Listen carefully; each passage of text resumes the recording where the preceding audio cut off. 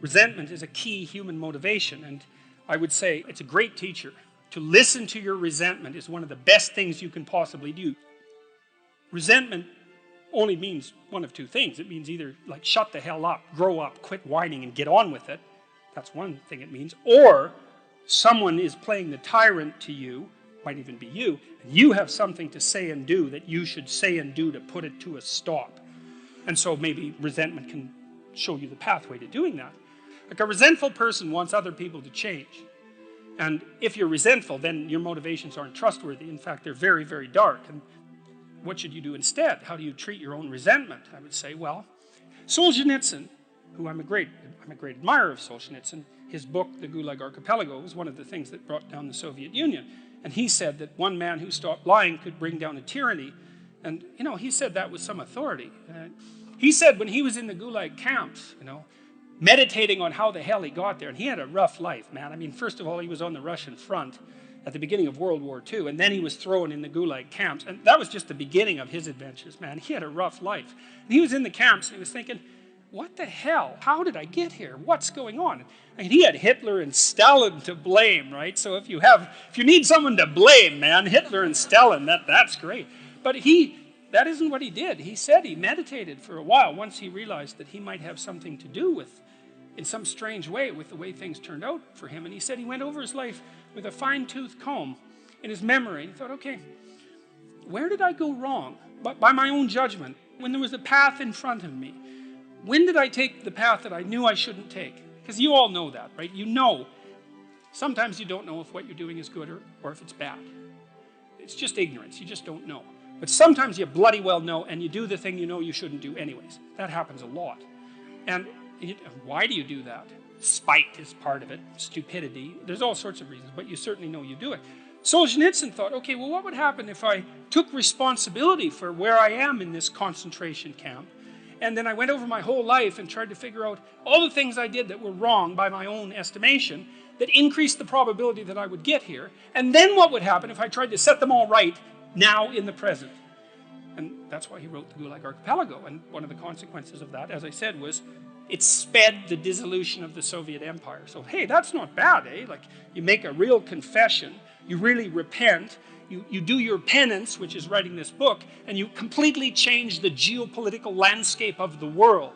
It's like, and that's worth thinking about, because it's not only Solzhenitsyn who did that. Nelson Mandela did something quite similar. It's not so impossible. And so the idea that what you should do if you're feeling resentful about the nature of being or suffering too much for your own life, let's say, is straighten the damn thing out. Like, seriously, try it for a year even. Try it for a week. Try not doing the things you know you shouldn't do. Try not saying the things you know to be false. And just watch what happens. You might as well give it a shot, right? Because you say, well, I'm all in for a year. I'm going to do things right. And then I'll just stand back and I kind of watch how things unfold. And maybe I'll reconsider at the end of that year. It's like, try it. Try it. I mean, I would say I've had thousands of letters now from people who are saying, hey, I tried that, and hey, it worked. I read this great line in a T.S. Eliot play called The Cocktail Party. And in it, this woman comes up to a psychiatrist and she says, I'm having a really rough time of it. I'm suffering badly. My life is not going well. And then she says, I hope that there's something wrong with me. And the psychiatrist says, well, what the hell do you mean by that? And she says, well, here's how I look at it. There's either something wrong with the world, and I'm just in it, and that's how it is. And then, what am I going to do about that? Because it's the whole world. Or maybe I could be fortunate, and there's something wrong with me that's causing all this unnecessary suffering, and if I could just set it right. I could learn, and I could set it right. And so, well, I've been thinking about that for a very long time, and I think, well, if your life isn't going the way it is, you can find someone else to blame, which is pretty convenient for you, and also relatively easy, or you could think, okay, I don't like life. I don't like the way my life is unfolding.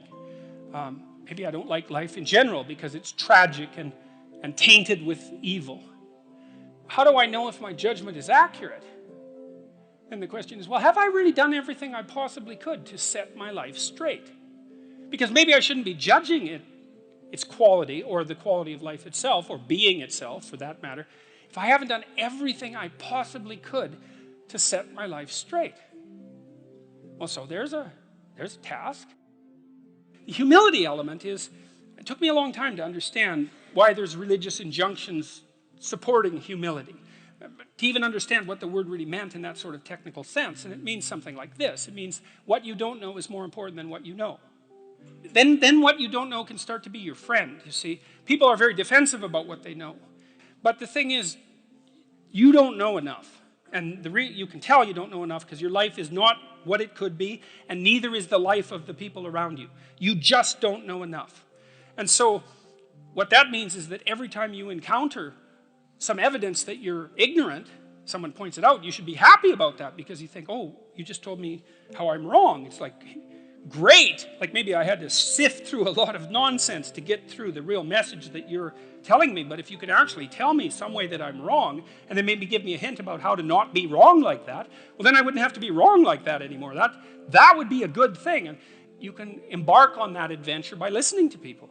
And if you listen to people, they'll tell you amazing things if you listen to them, and many of those things are little tools that you can put in your toolkit, like Batman, and then you can go out into the world and use those tools, and you don't have to fall blindly into a pit quite as often. And so the humility element is, well, do you want to be right, or do you want to be learning?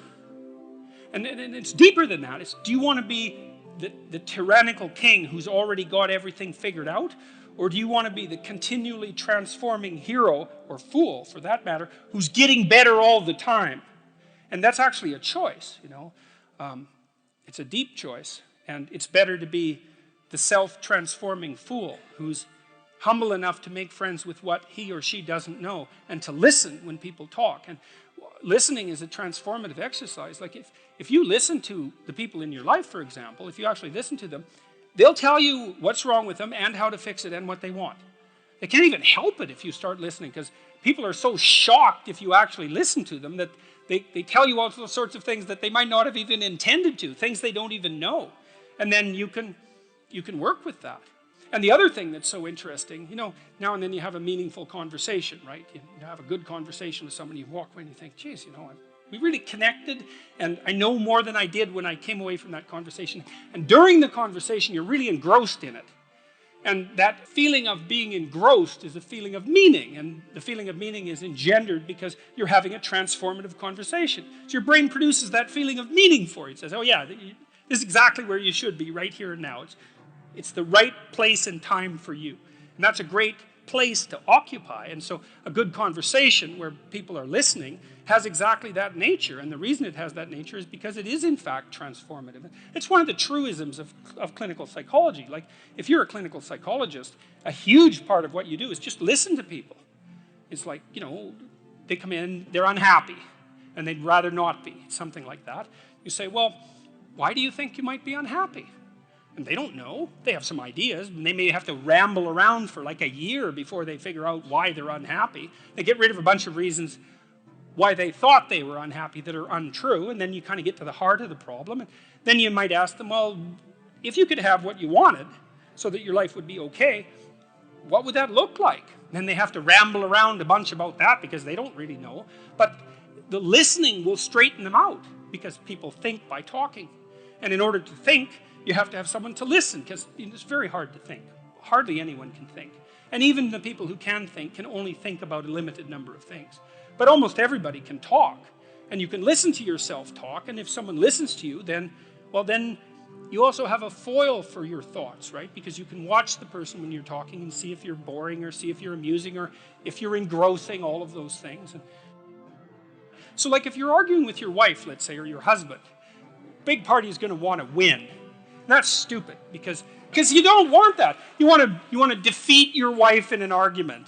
Oh, well, great. Like if she was going to disappear tomorrow, no problem. But like you're going to like live with defeated, miserable her for the next week? That's no good. So you listen and you think, okay, well, here's what I think you said, and maybe even make it a little stronger and more elaborated than was the case with the original utterance, so that you get the damn argument right. Because you don't want to win, you want to fix the problem. That's the winning.